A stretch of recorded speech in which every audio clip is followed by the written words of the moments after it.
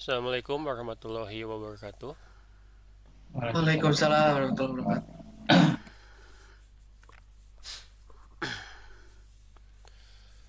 Selamat pagi. Ini pertemuan keempat ya. Ya, Pak. Baik,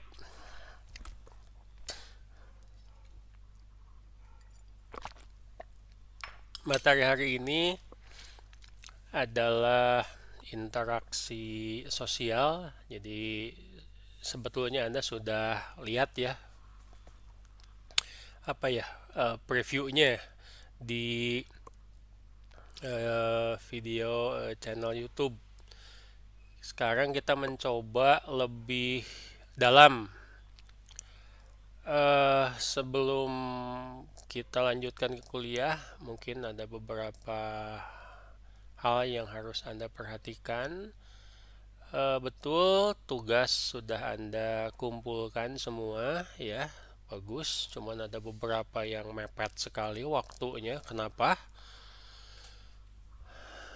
Ada juga yang ngirim tugas tapi lewat email tidak ada basa-basinya gitu loh. Ya, langsung saja ngirim. Tidak ada assalamualaikum, tidak ditutup dengan waalaikumsalam. Sementara kuliah kita adalah interaksi, ya.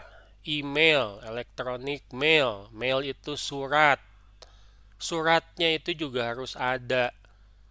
Ini bukan hanya berkaitan dengan Dengan interaksi yang baik, tapi juga etika atau dan sopan santun. Apalagi Anda dalam posisi yang membutuhkan, ya, suka atau tidak Anda membutuhkan dosen. Demikian juga sebaliknya. Ya, jadi dalam posisi yang saling menghormati, saya harap Anda jadi kebiasaan. Coba Anda buat teks, notepad atau apalah, tinggal nulis assalamualaikum, saya berikan tugas dan seterusnya ditutup dengan waalaikumsalam. Jadi tiap mau kirim ke dosen apapun ya tugasnya, email itu Anda tinggal kopas ganti. Saya rasa tidak susah. Etika sopan santun, kalau bahasa kerennya itu adalah netiquette, internet etiquette. Saya tidak mau anak Unpas lulus nanti itu tidak punya etika dalam berinternet. Karena itu akan kita bahas di kuliah kita. Ya, bagaimana ternyata orang-orang yang tidak punya etika dalam berinternet itu bukan hanya merugikan dirinya sendiri, tapi bahkan beberapa sudah masuk penjara. Saya harap tidak seperti itu. Ya, yang kedua adalah mungkin kita hanya kuliah dulu, eh, untuk sesi tanya jawab ditunda, nanti mungkin bisa kita lakukan lewat WA group ya. Baik, tolong jadi perhatian ya. Jadi kalau nanti tugas kedua, ketiga, keempat Anda tidak mencantumkan seperti itu, maaf, tugasnya saya tolak. Harus diperbaiki, harus jadi habit, harus jadi kebiasaan. Salah satu kuliah kita kan di Unpas itu ada yang judulnya profesionalisme ya. Nah, itu adalah ciri-ciri orang profesional dalam berinteraksi dengan orang lain ya. Jadi bahasanya bahasa resmi. Hubungan antara mahasiswa dan dosen sebaliknya dalam perkuliahan itu adalah hubungan yang resmi. Bukan hubungan main-main, bukan hubungan pertemanan biasa. Ya, kita ada dalam lingkup institusi yang resmi di bidang pengajaran dan pendidikan. Anda bisa lebih baik. Hal-hal yang kecil yang kelihatannya sepele itu bisa menunjukkan siapa Anda. Oke, ya. Baik, materi hari ini rekayasa interaksi, yaitu interaksi sosial. Bisa lihat presentasinya? Bisa, Pak. Bisa, Pak. Oke, baik. eh Ya sebetulnya ini cuma dibahas apa yang sudah biasa kita lakukan sehari-hari ya. Kenapa kok susah sekali sih zaman pandemik ini melarang orang untuk berkerumun ya, karena memang begitu yang namanya manusia. Ya kalau dalam bahasa Sunda nanti resep rame-rame, resep ngumpul-ngumpul ya.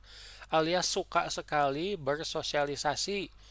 Itu adalah aspek mendasar dari kehidupan kita sehari-hari ya. Bersosialisasi ya, berkegiatan yang memerlukan interaksi satu sama lain. Sulit sekali manusia untuk menyendiri ya, karena memang itu tuntutan yang mendasar, di mana orang-orang itu saling apa ya, istilah kita sih ya, ngobrol, saling apa, tukar berita, tukar ada perubahan-perubahan, mungkin kalau dari sisi bisnis atau pekerjaan saling tukar apa, cerita berita atau apa, kemajuan dalam perkembangan sebuah proyek. Mungkin Anda apa, bicara mengenai aktivitas pribadi, mungkin ngomongin orang ya.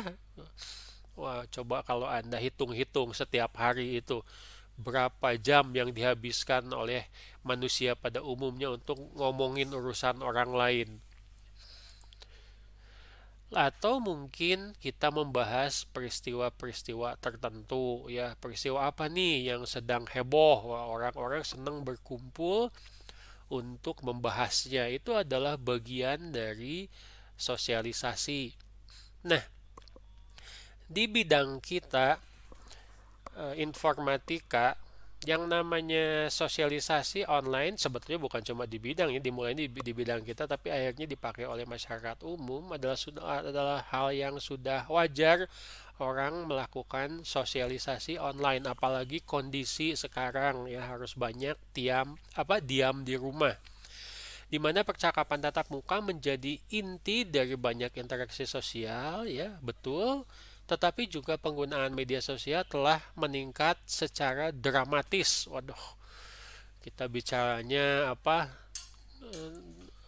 sangat meningkat, sangat pesat. Sejak mulai ada smartphone, sejak internet mulai terjangkau oleh semua kalangan, media sosial menjamur, Facebook, Twitter, Instagram ya, sekarang yang lagi heboh TikTok. Saya tidak tahu besok-besok apa. Orang menghabiskan beberapa jam dalam sehari, mungkin seluruh harinya ya, jangan sampai terjadi seperti itu, berkomunikasi dengan orang lain secara online. Bahkan bukan hanya dalam sosialisasi yang tidak resmi ya, tetapi juga sosialisasi yang memang berkaitan dengan pekerjaan.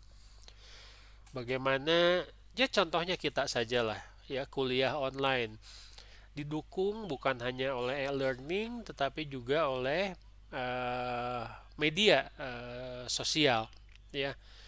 Kita sekarang pakai Zoom, akan ada orang lain pakai apa, Slack, pakai Yammer. Saya juga belum tahu Yammer itu seperti apa, tapi ya mirip-mirip lah rata-rata dengan kita menggunakan Zoom.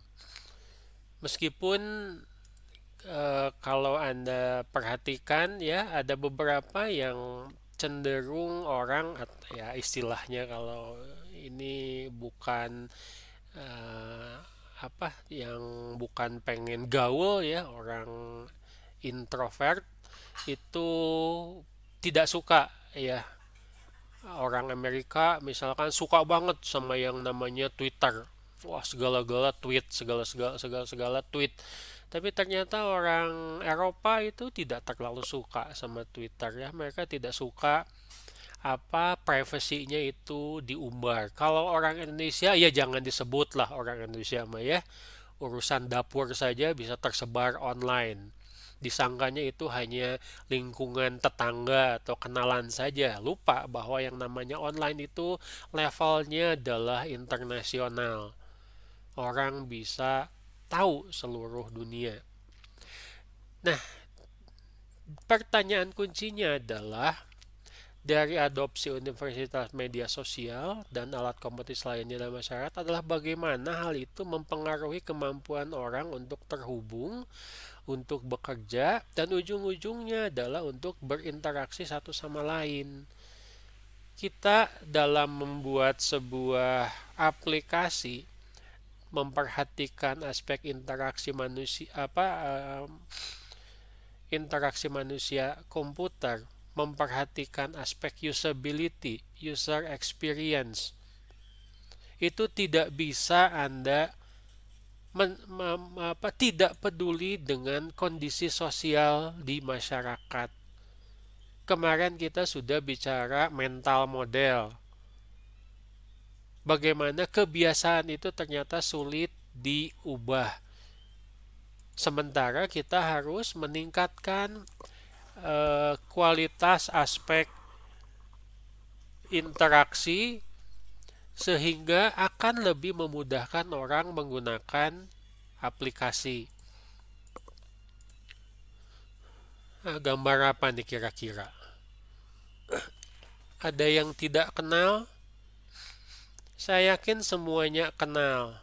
Problemnya adalah Anda pakai atau tidak.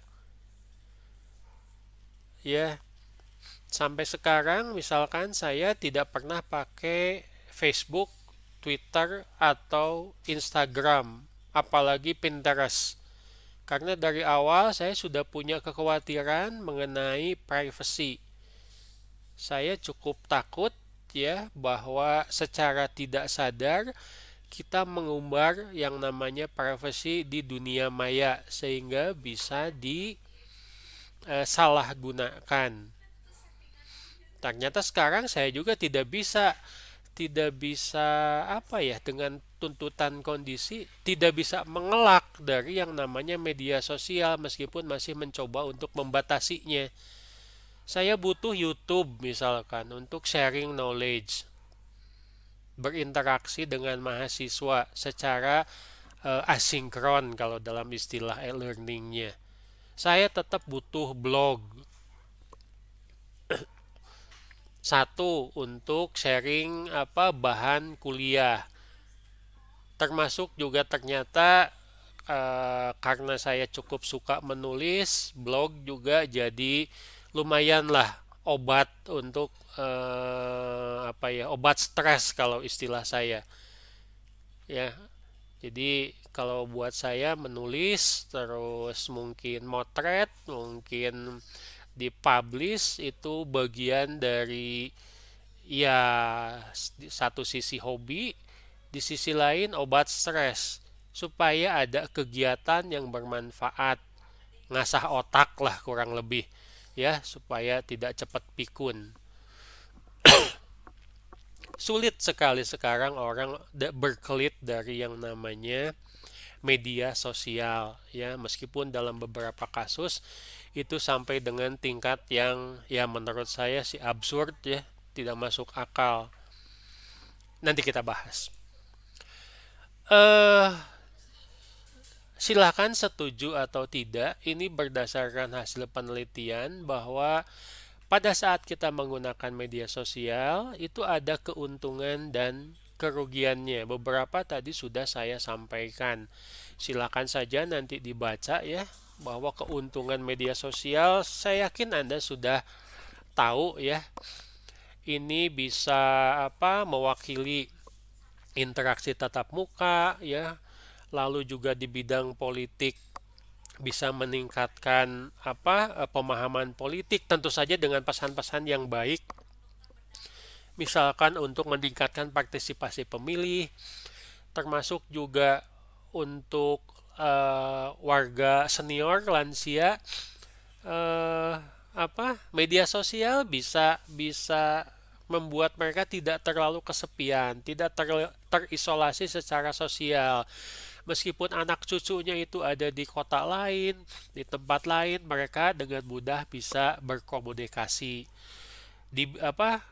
Contoh zaman pandemik ini media sosial digunakan dengan sebaik-baiknya untuk menyebarkan misalkan pesan untuk apa jaga kesehatan, protokol kesehatan, termasuk sekarang sedang apa kampanye vaksinasi ya. Di satu sisi media sosial juga dapat membantu melucuti stigma sosial. Di medsos itu tidak ada yang namanya pejabat, tidak ada yang namanya apa bos atau bawahan, semuanya bisa ini, bisa berpendapat untuk sebuah hal atau mungkin berkomunikasi. Tidak ada apa tuh istilahnya ya, kasta mungkin ya. Kita bisa cari apa bantuan dari orang lain ya untuk proyek-proyek yang akan kita apa buat menggunakan istilahnya adalah crowdsourcing.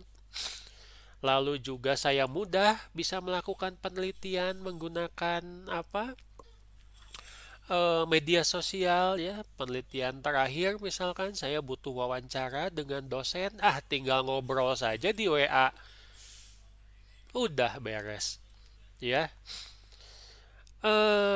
Beberapa kasus situs media sosial dapat membantu meningkatkan kesejahteraan. Anda tahu sekarang ya, YouTuber kalau misalkan sudah punya lebih dari 1.000 pengikut, terus jam tayang dari videonya lebih dari berapa ya kalau nggak salah 4.000 jam kalau tidak salah, itu bisa monetisasi alias bisa pasang iklan minta ke YouTube supaya dia dapat penghasilan dari apa itu posting videonya ya. Ternyata nyampe 1.000 itu bukan hal yang mudah ya, apalagi kalau kontennya serius seperti YouTube channel saya. Waduh, nyampe 350 we meni hese ya. Nggak apa-apa, ya itu membuktikan bahwa orang itu memang cenderung suka hiburan, suka yang ringan-ringan, tidak suka yang berat-berat, nggak mau mikir, mungkin takut cepat gila. Baik, nomor 10, salah satunya adalah yang saya juga tidak sengaja ikutan itu adalah LinkedIn ya, di mana nanti saya harapkan Anda ikut supaya Anda bisa membuka jaringan khususnya kalau Anda nanti membutuhkan eh, pekerjaan ya. Karena ini LinkedIn itu biasanya aspek-aspek orang-orang yang profesional termasuk juga perusahaan suka nyari, suka nawarin ini apa pekerjaan online. Sudah tidak ada sekarang di koran ya, atau mungkin sangat jarang sekali. Biasanya cari profesional itu di LinkedIn. Ya, kadang-kadang juga kita dapat kalau sudah jadi anggota sesuai dengan apa kemampuan kita, itu suka dapat tawaran pekerjaan. Nah, ini aspek negatif alias kerugian dari media sosial. Anda harus ingat, posting apapun yang menguntungkan atau merugikan itu tidak dapat sepatuhnya dihapus. Ada yang kita sebut sebagai jejak digital. Kadang-kadang juga posting dari media sosial ini yang bisa merugikan kita menjadi bukti di pengadilan. Ya,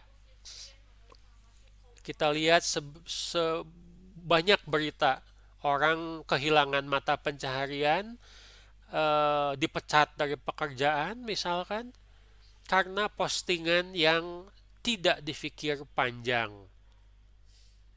Ya, ada siswa yang posting di media sosial menghina gurunya, langsung dikeluarkan oleh sekolahnya. Ya. Orang tua lagi yang ribut, terpaksa mediasi. Ya, karena ternyata apa itu eh, tidak baik ya, sama saja dengan menghina langsung. Kadang-kadang orang suka lupa ya.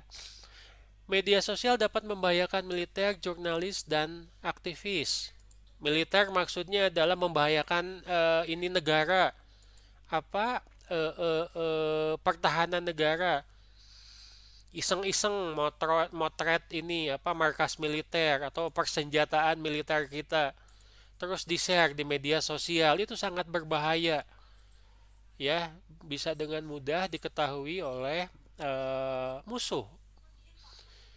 Siswa pengguna media sosial berat cenderung memiliki nilai yang lebih rendah, ya, termasuk depresi. Ujung-ujungnya banyak yang bunuh diri.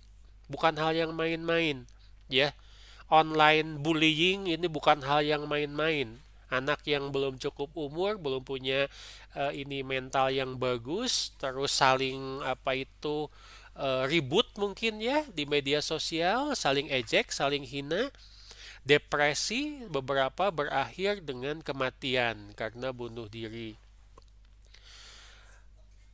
Memboroskan waktu, ya, main YouTube tiap hari tidak terasa 3-4 jam tiap hari dibuang percuma, tidak produktif. Iklan di media sosial bisa berakibat pelanggaran privasi, ya. Kita enak saja SMS ke orang lain, itu pelanggaran privasi. SMS ke WA orang, itu pelanggaran privasi. Tidak minta izin dulu. Termasuk juga beberapa, ya, banyak sekali kalau Anda lihat berita-berita kerugian dari media sosial. Pada dasarnya adalah orang tidak siap dengan teknologi. Orang hanya bisa pakai, tetapi masalah interaksi sosial dan tanggung jawab itu dianggap sepele. Ya, mentang-mentang sudah banyak follower, asal cuap saja. Dan ternyata itu menjadi apa ya istilahnya, menjadi bumerang. Tidak sedikit yang akhirnya menutup akun media sosialnya karena tidak tahan, merasa tidak sehat, hidupnya tidak tenang. Oke, saya harap kita bisa fokus kepada aspek positifnya saja. Dalam interaksi sosial yang paling umum itu tentu saja adalah percakapan langsung. Dan ternyata percakapan langsung juga bukan hal yang mudah. Ya, percakapan langsung itu sesuatu yang kompleks. Pertama adalah kemampuan untuk berbicara, dua percaya diri, tiga kemampuan untuk membawa diri atau apa sosialisasi, dan keempat adalah eh, untuk lingkungan. Setiap lingkungan yang berbeda itu butuh kemampuan yang berbeda. Artinya pengetahuan Anda juga luas, harus luas. Banyak orang yang karirnya menjadi bagus, ya, karena kemampuan dia untuk bercakap-cakapnya bagus, keilmuannya itu luas. Saya pernah dengar, bukan dengar ya, baca ada apa orang yang uh, SMP saja tidak lulus, tapi karena dia suka baca, pengetahuannya luas, menjadi seorang motivator. Kemampuan pidatonya menyampaikan ide dan seterusnya itu secara lisan bagus, ya, sudah jadi miliuner katanya karena dia diundang kemana-mana, menjadi istilahnya motivator. Ya, saya lupa lagi namanya, yang jelas bukan yang di TV yang sekarang sudah tidak ada lagi. Sepanjang percakapan, aturan saling bertukar selanjutnya diikuti oleh hal yang memungkinkan orang untuk mengetahui kapan harus mendengarkan dan kapan harus berbicara. Itu adalah etika dalam bercakap. Itu yang akan kita tiru nanti dalam interaksi, dalam rekayasa interaksi. Kalau orang lain ngomong, dengerin dulu sampai selesai. Pahami dulu, baru kita ngomong, ya. Jangan sampai kayak ada orang bercanda katanya. Waktu pacaran, yang cowok ngomong, yang cewek dengerin. Yang cewek ngomong, yang cowok dengerin. Itu waktu pacaran, saat masih mesra-mesranya. Tapi pada saat sudah berumah tangga, yang cowok dan yang cewek, yang suami dan yang istri itu ngomong sama-sama pada saat yang bersamaan. Siapa yang dengerin? Tetangga. Kan itu tidak baik, ya. Tidak secara sosial itu membuat orang juga tidak nyaman. Nah, ada beberapa konsep mengenai aturan percakapan. Ini hasil penelitian ya di bukunya Jennifer Priest, itu penelitian dari Sachs tahun 78, di mana aturan pertama adalah pembicara saat ini memilih pembicara berikutnya dengan mengajukan pertanyaan, mengundang pendapat, atau mungkin membuat permintaan. Mirip dengan saya atau dosen yang lain ya. Di akhir kuliah biasanya setelah saya bicara bisa menyampaikan ada pertanyaan, itu adalah membuat permintaan atau mengundang pendapat, atau saya langsung bertanya kepada Anda. Anda paham nggak dengan ini? Aturan 2, orang lain memutuskan untuk mulai berbicara. Siswa atau mahasiswa memutuskan untuk menjawab pertanyaan dosen. Ya mau benar mau salah, ya yang penting bicara dulu. Bukan asal nyeplak maksudnya ya. Tapi jangan takut untuk mengemukakan pendapat karena memang begitu aturannya. Aturan ketiga adalah pembicara saat ini biarkan dia bicara dulu sampai selesai. Kecuali mungkin nanti jika ada aturan-aturan yang harus diberitahukan. Bapak Presiden ngomong gitu ya, bukan mentang-mentang dia presiden terus ngomongnya nggak selesai-selesai. Ada waktunya diberi. Bayangkan, upacara 17 Agustus, Bapak Presiden pidatonya 3 jam. Ya gimana Pak, ini ada batas, ini lagi 17 lagi Agustusan. Pak Presiden cuma dikasih waktu 15 menit untuk menyampaikan sambutan. Ya harus harus tunduk sama aturan seperti itu. Selanjutnya adalah setelah tadi percakapan langsung atau tatap muka, ya sejak pertama kali ditemukannya telepon, itu kita memungkinkan untuk percakapan jarak jauh. Ya, ini telepon ditemukan oleh Alexander Graham Bell ya. Sejak itu juga teknologi lain menyusul mencoba membuat percakapan jarak jauh itu lebih nyaman. Salah satunya adalah video phone. Saya pikir dulu juga video phone itu dikembangkan tahun 70-an. Ternyata video phone itu dikembangkan sejak tahun 60-an ya. Tujuannya adalah untuk memungkinkan orang-orang yang tersebar di seluruh dunia ya, ruang dan zona waktu yang berbeda, dapat berkomunikasi dan berinteraksi satu sama lain seakan-akan mereka ada di ruang yang sama, mewakili apa yang kita sebut sebagai ngobrol langsung. Ini video phone tahun 60-an ya, masih makan waktu tempat ya. Mirip dengan TV yang ada teleponnya. Ini yang kita lakukan sekarang, Zoom. Saya Zoom itu hampir tiap hari. Ya, butuh kamera, butuh headset, butuh laptop, butuh aplikasi, jaringan komputer. Kedepannya mungkin adalah hologram, karena ternyata Zoom itu cuma 2 dimensi. Orang-orang itu ingin hadir secara utuh, kelihatan dari ujung rambut sampai dengan ujung kaki, hadir di kelas meskipun dia ngajarnya di rumah, pakai kamera khusus yang bisa ditampilkan secara hologram 3 dimensi. Ya mungkin seperti di film-film science fiction, tapi sekarang itu sudah mulai ada aplikasi yang bisa membuat seakan-akan kita hadir dalam sebuah ruangan dengan teknologi tertentu. Ya, jadi saya tidak bisa ngajar dengan baju santai lagi, ya, tetapi harus dengan ya yang rapi karena kelihatan semuanya, termasuk pakai sepatu, nggak boleh pakai sandal.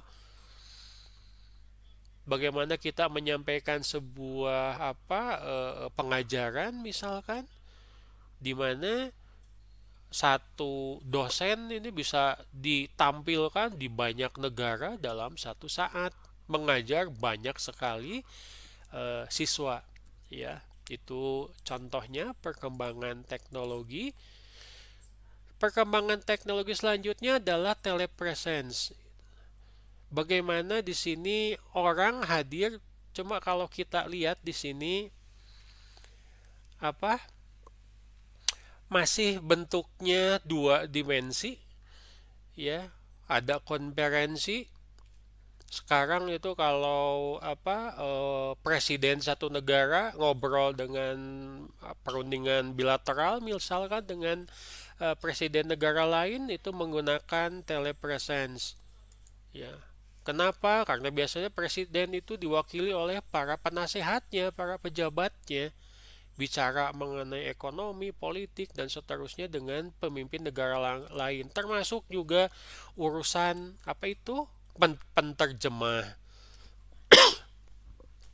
karena mungkin bahasa yang digunakan itu berbeda, ya.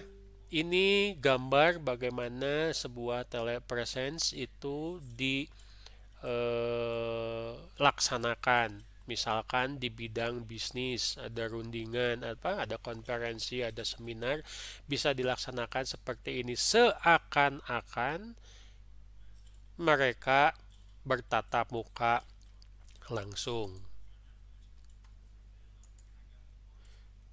Nah, problemnya ternyata dari tadi ya, percakapan jarak jauh dan telepresence adalah usability. Kenapa? Salah satu yang dituntut dari usability adalah kemudahan untuk navigasi dan kemudahan untuk awareness atau kesadaran.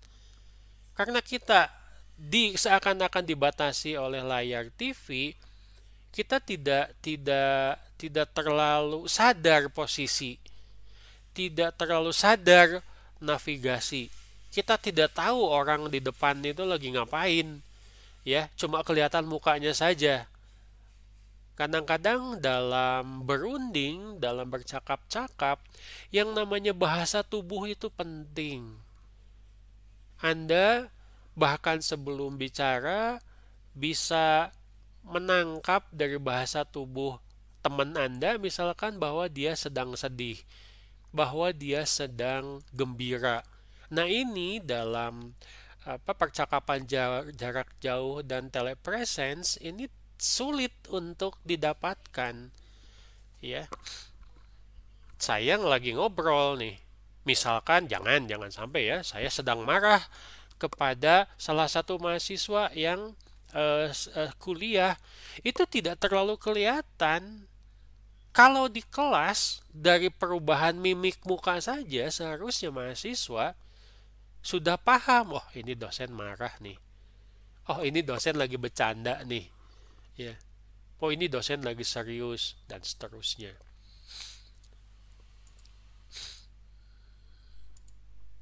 Sorry. Nah, ini cara lain katanya untuk mengantisipasi yang namanya problem. Kalau telepresence biasa itu hanya bisa di satu ruangan. Tapi kalau telepresence yang menggunakan bantuan robot, ini orang bisa lebih bebas. Contoh misalkan, ya, seorang presiden atau seorang pemimpin perusahaan besar ini mau meninjau pabrik. Dia pengen melihat secara langsung pabriknya yang ada di luar negeri, tapi nggak bisa dia datang karena mungkin berbagai halangan. Apa yang dilakukan? Telepresence-nya menggunakan bantuan robot. Jadi dia bisa jalan-jalan di pabrik tersebut. Masalah navigasi dan awareness langsung terpecahkan. Tidak hanya diam di satu ruangan. Dia bisa jalan-jalan, tapi komunikasi jalan terus. Mewakili apa keberadaannya, awarenessnya. Pernah baca berita pada saat awal COVID ada wisuda di sebuah universitas di Jepang. Mereka menyediakan robot seperti ini untuk setiap mahasiswanya. Jadi robot ini yang menghadap rektor. Dikasih apa? Diberi apa itu ijazah. Ya, sementara dia apa berkomunikasi lewat TV. Seakan-akan dia hadir. Ya, berdiri terus menghadap rektornya, dapat apa itu? Dapat ijazah, hadir secara bukan virtual ya ini. Ini disebutnya adalah telepresence. Si rektornya juga seakan-akan berhadapan dengan mahasiswa. Ini teknologi yang sekarang sudah juga mulai umum, saya pikir dengan kondisi pandemik ini akan semakin lebih apa ya, berkembang. Baik, kita balik lagi ke percakapan. Nah, ada sebuah hal yang dibahas ya, tadi saya sudah menyebutkan bahwa percakapan langsung kita bisa melihat ekspresi ya, kita bisa melihat bahasa tubuh istilahnya ya, atau ekspresi wajah. Nah, orang-orang itu punya kecenderungan untuk saling menirukan cerminan apa yang dilakukan oleh lawan bicaranya. Contoh, kalau teman Anda senyum lagi bicara, besar kemungkinan Anda bakalan ikutan tersenyum. Betul atau betul? Ada teman Anda yang temannya tersenyum terus dia malah muntah misalkan, nggak ada. Kecuali kalau dia memang sudah sakit parah. Ya, teman Anda tertawa, Anda punya kecenderungan untuk tertawa. Ini adalah eh apa ya, bahasa tubuh yang akan membuat percakapan menjadi lebih nyaman. Percakapan menjadi lebih akrab. Anda belajar untuk bukan belajar ya, melaksanakan empati dan kedekatan dengan lawan bicara Anda. Ini salah satu ya, bagaimana orang ternyata dalam percakapan menggunakan video call smartphone itu mencoba, ini orang Jepang ya, buat aplikasi namanya Face Share. Kenapa? Karena orang Jepang itu terkenal dengan tata kramanya, sopan santunnya.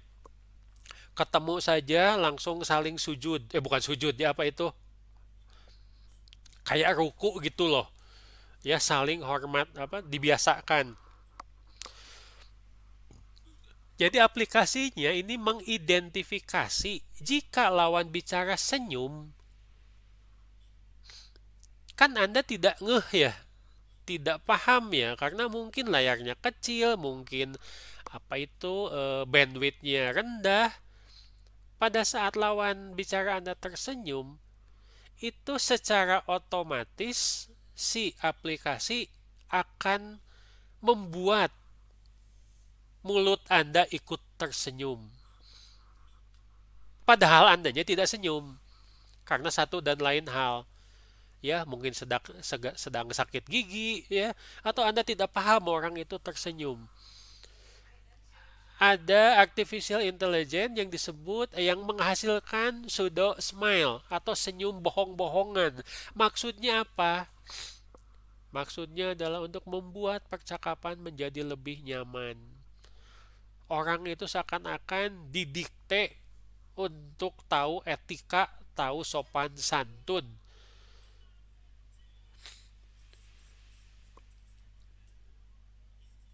Paham tujuannya? Ya, bukan memalsukan wajah, jangan salah paham.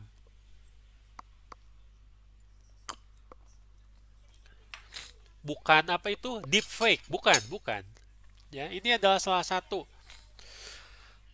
bagaimana orang dari hal yang bersifat umum itu mencoba mempermudah dalam percakapan jarak jauh.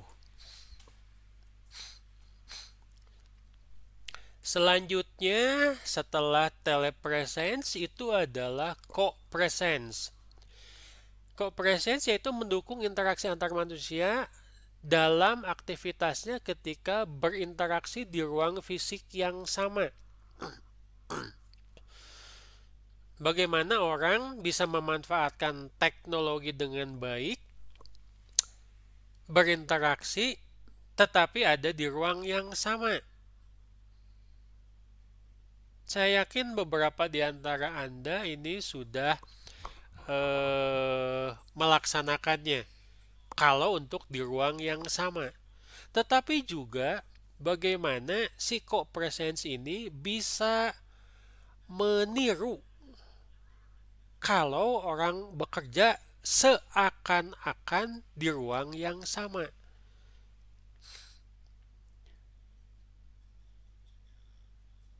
Maksudnya di sini adalah si teknologi menjembatani. Meskipun Anda jaraknya jauh, tapi seakan-akan Anda bisa bekerja bersama-sama. Beda dengan tadi telepresence ya. Telepresence itu biasanya untuk konferensi. Orang tidak berinteraksi. Orang mungkin hanya bicara saja. Paling-paling juga saling bertukar file. Tidak saling kerjasama. Bikin program misalkan. Satu program dikeroyok oleh 3 orang. Tapi programnya satu. Gimana caranya itu? Ya, tugas apa itu? Tugas IMK misalkan. Bikin paper prototyping. Yang satu di Bandung, yang satu di Tasik, yang satu di Garut. Tapi seakan-akan mereka ada di meja yang sama, mengerjakan hal yang sama bersama-sama. Oke, kita lihat ininya apa persyaratannya. Yang pertama adalah tentu saja physical coordination, koordinasi fisik. Ketika orang-orang bekerja sama dalam satu kegiatan, mereka bicara, mereka memberi perintah, mereka diperintah, mereka memberitahu, ya saling bertukar apa pendapat dan memberitahu pekerjaannya itu kemajuannya sudah di mana. Ini berkaitan dengan kerja kolaboratif, ya harus diselesaikan secara cepat, berulang.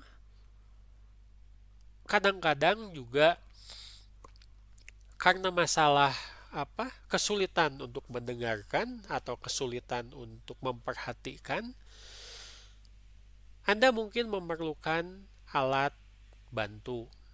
Satu, itu ya, koordinasi fisik. Yang kedua itu adalah kesadaran. Ini dibutuhkan. Maksudnya adalah apa sih yang sedang dia lakukan sekarang? Ini siapa ya yang memindahkan dari titik A ke B? Siapa yang ngetik ini? Siapa yang memperbaharui ini? Anda harus mengetahui itu. Siapa yang melakukan kesalahan? Siapa yang melakukannya dengan benar? Ini butuh apa istilahnya? Awareness atau kesadaran. Di mana katanya kesadaran khusus yang biasanya digunakan ini adalah kesadaran periferal yang mengacu kepada kemampuan seseorang untuk mempertahankan dan terus memperbarui pengertian tentang apa yang terjadi dalam konteks fisik dan sosial. Tentu saja dengan memperhatikan apa yang terjadi di lingkungannya. Nanti kita bahas kalian dengan contoh-contoh. Yang ketiga, mungkin yang terakhir, ini adalah shareable interface. Jadi user interface-nya itu berbagi. Mungkin mirip dengan Zoom, ya, di mana kita berbagi. Saya bisa melihat sekarang wajah-wajah Anda nih, ini artinya berbagi. Ya, meskipun ada yang mematikan videonya, tapi tetap namanya muncul. Di mana teknologi ini dibuat untuk mendukung tadi ya koordinasi fisik dan kesadaran.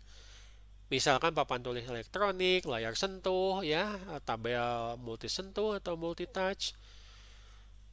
Lalu juga teknologi ini diharapkan pengaturan yang berbeda membantu orang-orang yang berada di lokasi yang sama atau mungkin seakan-akan ini ya di lokasi yang sama untuk bekerja lebih baik.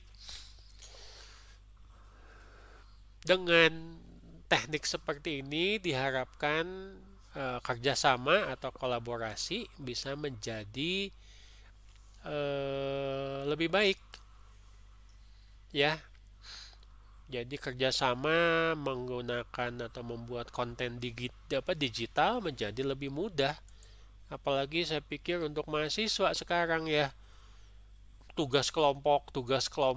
Wah, Anda harus buat bagaimana caranya supaya teknologi bisa mempermudah Anda melakukan tugas kelompok.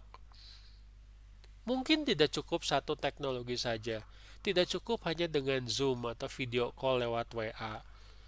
Ya, harus juga Anda membuat apa? Membuat misalkan tempat penyimpanan di cloud computing, Google Drive. Ya, atau mungkin mesti pakai Google dokumen dan seterusnya. Tetapi problemnya adalah bagaimana itu semua bisa terintegrasi sehingga kolaborasi nanti menjadi semakin baik. Apa nih? Siapa yang pernah main ini? Kenapa? Ya, apa namanya itu? Kinect. Kinect. Ya, ini adalah contoh sederhana dari bagaimana orang menggunakan teknologi seakan-akan sedang berolahraga atau mungkin bermain game, berinteraksi. Si teknologinya mengidentifikasi gerakan, menerjemahkannya dalam game. Di sini kerjasama, kolaborasi, awareness itu didukung ya oleh teknologi. Ini cara olahraga paling murah di dalam rumah mungkin sekarang ya. Tinggal ganti saja gamenya dengan game yang lebih membuat Anda berkeringat ya, pakai tenis lah atau main bola terserah. Ini di museum di London kalau tidak salah ya. Ini masih kerjasama langsung, ada dalam satu ruangan, penggunanya ada dalam satu ruangan. Ini namanya augmented reality sandbox. Anda tahu kotak pasir? Ya, kotak pasir biasa sebetulnya sama seperti yang ada di taman kanak-kanak atau tempat bermain anak-anak di mana anak-anak bisa main pasir, bisa membuat bentuk-bentuk binatang ya atau apalah, bisa bikin piramid. Di sini pasirnya itu adalah digital. Tidak perlu alat-alat khusus. Tetapi dia mengidentifikasi gerakan tangan dari penggunanya untuk membuat sebuah bentuk. Ya, ini bukan pasir sungguhan, ini hanya proyeksi hologram digital. Tetapi sama saja dengan main pasir pada umumnya, kecuali mungkin di sini tangan anak-anaknya tidak kotor ya. Tidak perlu cuci tangan setelah main ini karena bukan pasir sungguhan. Ya, bagaimana teknologi virtual ini sudah sampai sana ya. mewakili kondisi di dunia nyata. Ini sekarang yang sedang populer, chess.com. Bukan hanya main catur, ya, tetapi main catur itu dari orang-orang yang mungkin punya hobi yang sama tapi jaraknya jauh. Seakan-akan mereka ada di ruang yang sama. Ada yang jadi wasit, ada pemain. Siapa yang suka main catur? Ada yang suka main catur? Jarang. Jarang. Ya, silahkan. Ya, Unpas bisa bikin ini tuh, anak-anak bisa bikin ngisi waktu, bisa bikin kompetisi catur. Mulainya iseng-iseng mengisi waktu, lama-lama jadi sesuatu yang serius. Orang ini diam di rumah daripada melakukan hal-hal yang tidak efektif, tidak tidak bermanfaat, ya akhirnya main catur. Ternyata hasilnya punya banyak kenalan di seluruh dunia. Seakan-akan berhadapan, ya bisa berkomunikasi. Bukan hanya olahraga otak ya, tetapi juga sosialisasi bisa terjadi dengan baik. Itu tadi urusan permainan ya, mulai dari yang tidak serius sampai dengan yang serius. Nah, sekarang yang benar-benar serius. Ini contoh dari buku, itu ada aplikasi di iMac di yang namanya Sokoko Floor Plan. Ini biasanya digunakan oleh arsitek atau apa itu? Desainer. Ya, interior designer. Di mana mereka bisa bekerja sama. Ini floor plan. Ini rencana dalam sebuah rumah. Ya, bagaimana mereka bisa mengatur. Ini 4 orang ini, ada arsitek, ada interior designer. Ini bisa mengatur tata letak dari barang-barang dalam sebuah rumah atau apartemen, termasuk juga sampai dengan mungkin mengubah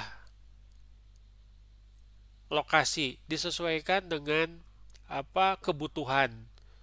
Mereka seakan-akan sebuah tim arsitek dan interior designer yang duduk dalam satu meja, melihat sebuah gambar dan berdiskusi bagaimana mereka merubah layout sebuah rumah atau apartemen bersama-sama.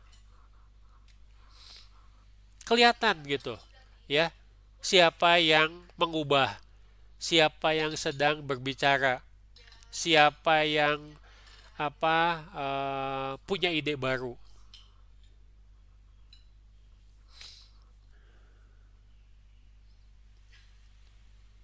Kita juga nanti bisa lihat, silahkan Anda nanti bisa searching di internet aplikasi-aplikasi saja, apa saja yang sudah mendukung.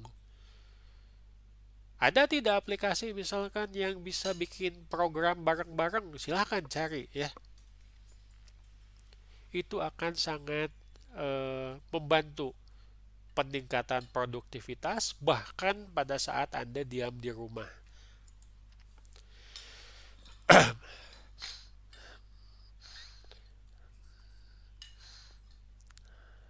Baik. Nah, tadi kita sudah melihat contoh-contoh teknologi yang bisa membantu mewakili supaya meniru atau menyerupai mimik ya kondisi orang melakukan ngobrol ya langsung maupun tidak langsung sampai dengan kerjasama baik di ruang yang sama ataupun di ruang atau tempat yang berbeda. Bahasan selanjutnya adalah social engagement atau keterlibatan sosial ya. Kenapa? Karena tadi kita sudah bicara mengenai kelompok. Kalau kelompok pasti ada social engagement. Sebentar, saya tanya dulu nih. Anda kuliah di Unpas, punya nggak Anda sekelompok teman-teman yang seide, yang sehobi, yang kalau datang ke kampus tuh wah, dijamin langsung ngumpul. Tidak dikasih tahu pun sudah tahu lah, pasti ngumpulnya di sana. Kenapa? Seakan-akan Anda saking kenalnya. Betul. Ya, saya sangat sedih ya kalau ada mahasiswa yang diem aja sendiri gitu. Ya, susah gaul. Apa tidak mau bersosialisasi dengan teman-temannya.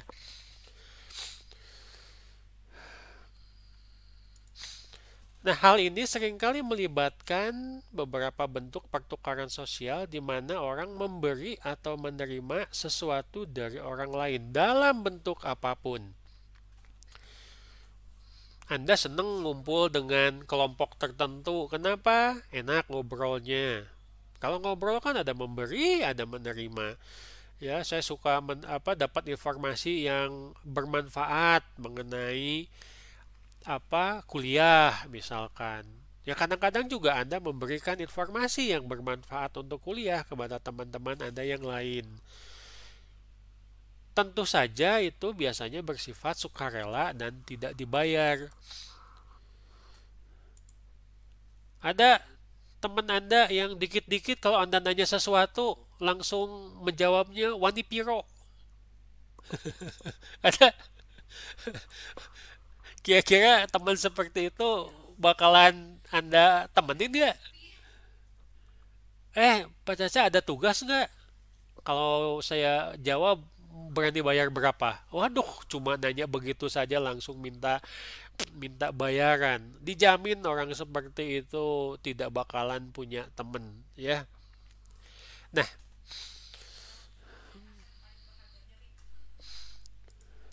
berbagai bentuk keterlibatan sosial katanya sekarang itu semakin dimediasi oleh internet. Social engagement, yaitu keterlibatan sosial. Ada yang bisa cerita bantu saya mengenai ini?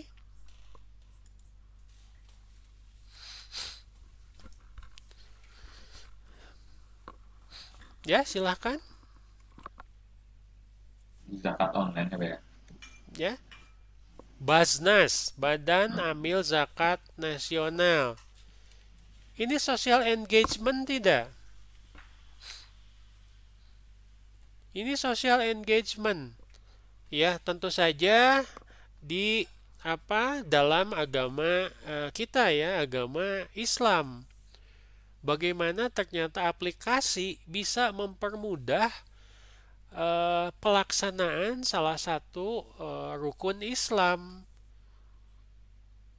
Ini akan sangat meningkatkan apa ya donasi misalkan untuk orang-orang tidak mampu yang memang berhak menerimanya. Jadi Anda bisa bayangkan bahwa kalau secara social engagement tanpa teknologi ya Anda nyimpen ngasih canceling di masjid misalkan atau bayar zakat pada saat akhir bulan Ramadan misalkan itu kan pasti ada yang menerima, ada yang mencatat. Lalu pasti pada saat salat Jumat misalkan atau salat Idul Fitri pasti ada yang mengumumkan kita dapat zakat berapa, disebarkan kemana, ya dibelikan apa saja, beras atau apalah. Nah, bagaimana ini ditiru, dicontoh oleh aplikasi sedetail mungkin supaya experience itu tetap bisa diwakili oleh aplikasi dengan kemudahan yang sangat berlipat. Anda dapat gaji, ya mau 2,5%-nya di infak atau zakat, tinggal buka HP, Anda langsung transfer. Dari transfer nanti dapat tanda terima. Bukan hanya tanda terima ya, tetapi juga disertai sama seperti kita istilahnya apa itu? Ijab kabul. Dalam memberikan, ada doanya, ada ucapan terima kasihnya. Termasuk juga dalam beberapa saat tertentu kita menerima email, kita menerima newsletter yang memberitahu ini zakat kita tuh buat apa saja sih kegiatannya, dipakai buat apa saja detailnya.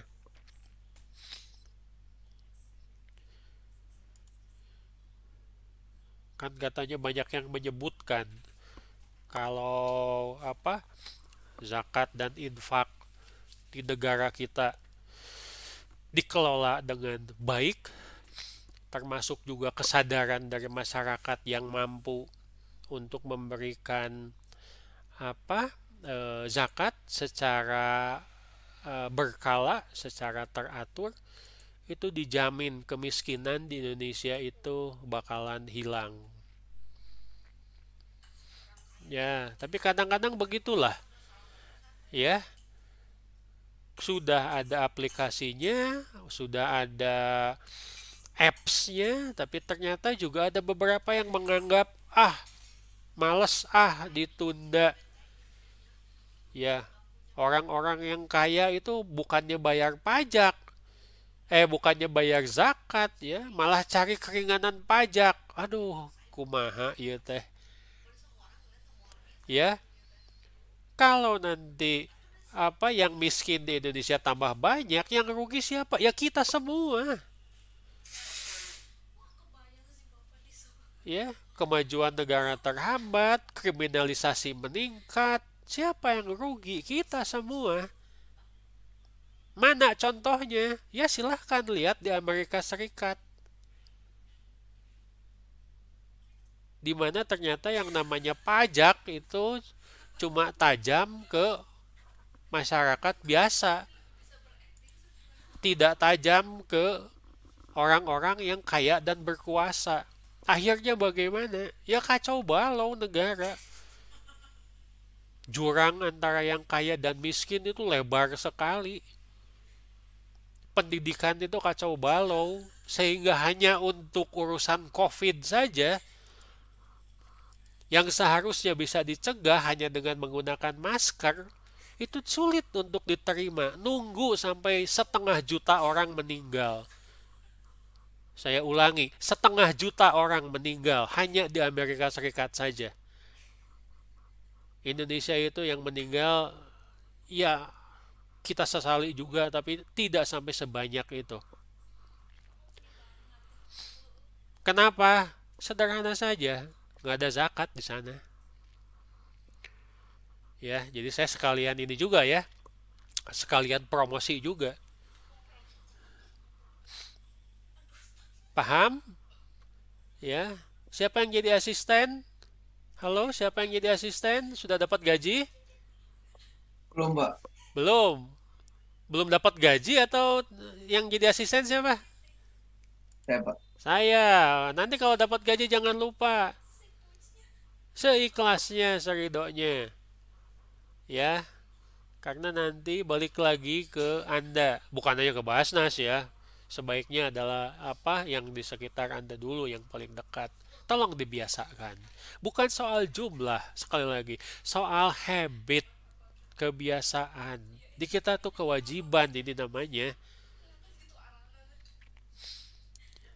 Jangan sampai Anda punya pemahaman terhadap teknologi, diberikan kemudahan. Di samping itu, Anda juga harus bisa melakukan analisis.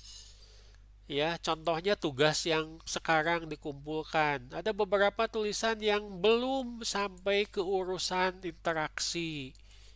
Kurang tajam di analisis interaksinya. Anda fokusnya lebih kepada desain dan layout. Bukan salah, ya, bukan salah. Ya, tapi desain layout itu kan pendekatannya kita lakukan di IMK. Sekarang kuliahnya namanya rekayasa interaksi. Interaksinya yang harus lebih Anda perdalam. Coba Anda pakai Basnas. Coba Anda lihat interaksinya. Coba bandingkan dengan kondisi bagaimana kalau kita memberikan zakat atau infak secara langsung. Apa yang bisa diperbaiki? Pahami apa itu mental modelnya. Saya yakin masih ada yang bisa diperbaiki. Paham ya? Ini aspek positif dari social engagement. Kalau dari social engagement, aspek negatifnya apa ya? Sebelum saya lanjutkan, bisa beri contoh nggak?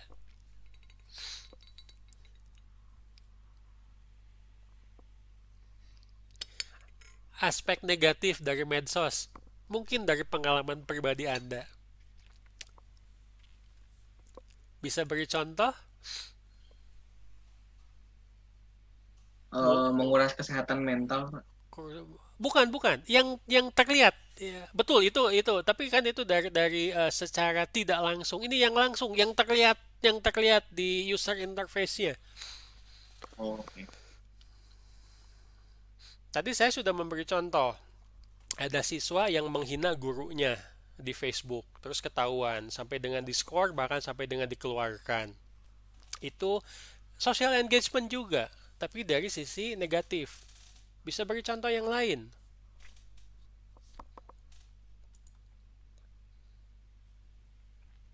Ada yang mencoba menipu Anda di media sosial? Ada, Pak. Apa contohnya? Mau beli barang gitu dengan menawarkan jasa tukarnya. Hmm, ya sudah tidak musim lagi ya. Mama minta pulsa ya, mama minta pulsa sekarang aja sudah beda zaman lagi. Betul, itu adalah salah satu contoh dari aspek negatif social engagement. Ini contoh yang lain. Saya harap tidak ada satupun dari Anda yang pernah terlibat ini. Siapa yang pernah terlibat Twitter War?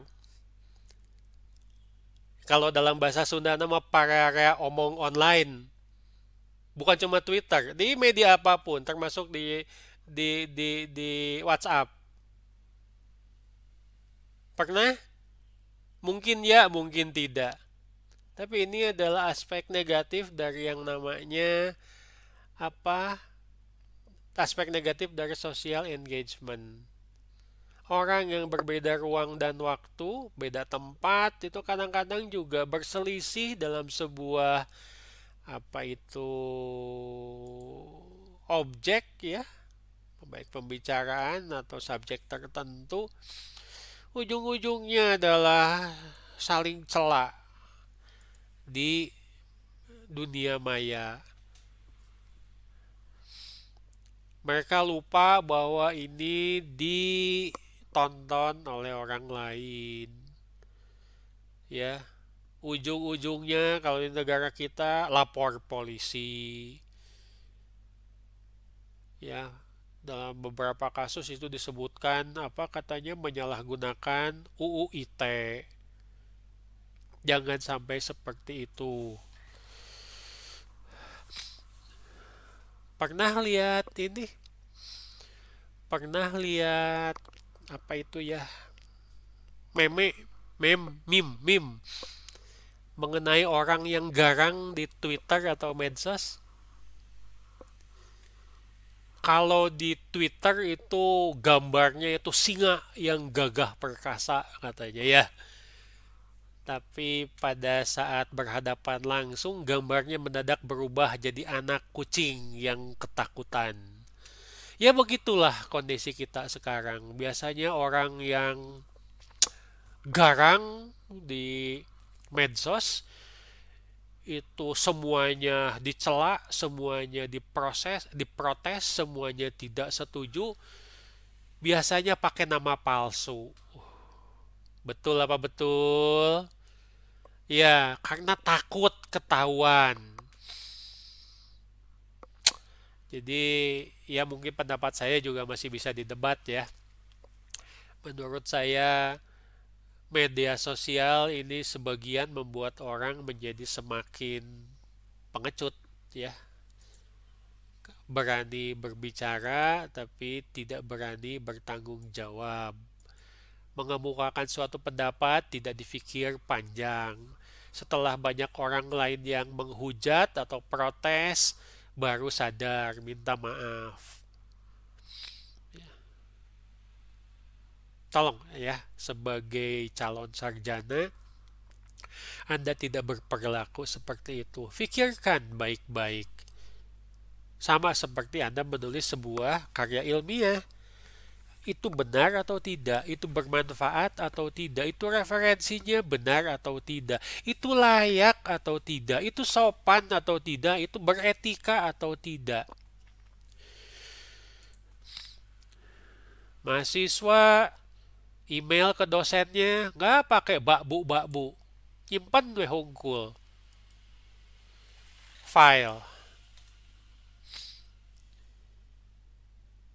Ada mahasiswa nge-WA dosennya,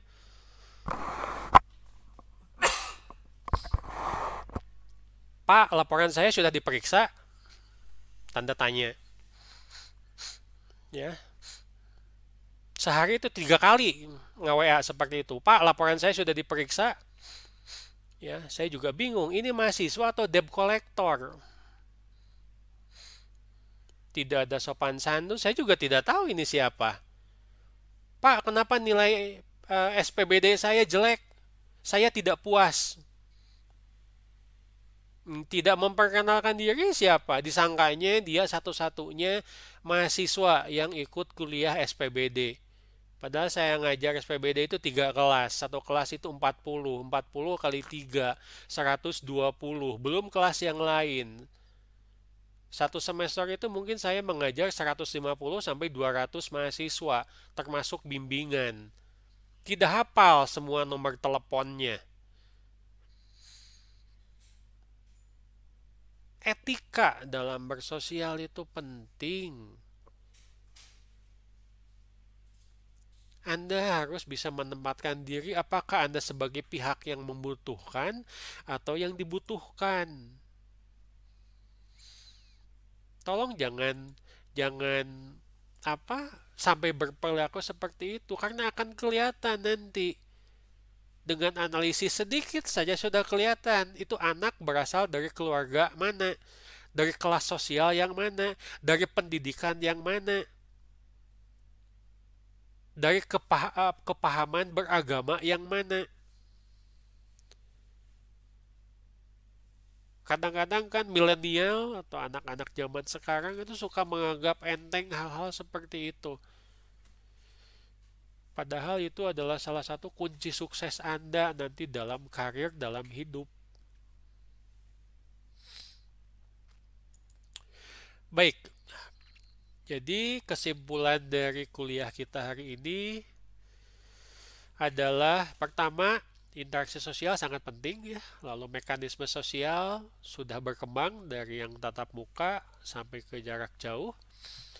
Bicara dan cara mengaturnya itu bagian yang tidak bisa dilepaskan dari urusan interaksi sosial dan ini harus bisa dibantu oleh teknologi ya. Teknologi telah berkembang lalu menyadari apa yang orang lain lakukan dan membiarkan orang lain tahu apa yang Anda lakukan adalah aspek penting dari kolaborasi dan sosialisasi. Betul bahwa media sosial ini telah membawa perubahan signifikan, tetapi kita harapkan media sosial ini membawa perubahan signifikan ke arah yang positif. Terutama untuk Anda ya, terutama untuk kita sebagai orang yang sedang menuntut ilmu ya, mempertinggi kemampuan kognisi ya, belajar menggunakan teknologi dengan lebih bijak, mendukung produktivitas ya dan menghasilkan keuntungan bukan kerugian. Oke, mungkin itu materi untuk hari ini.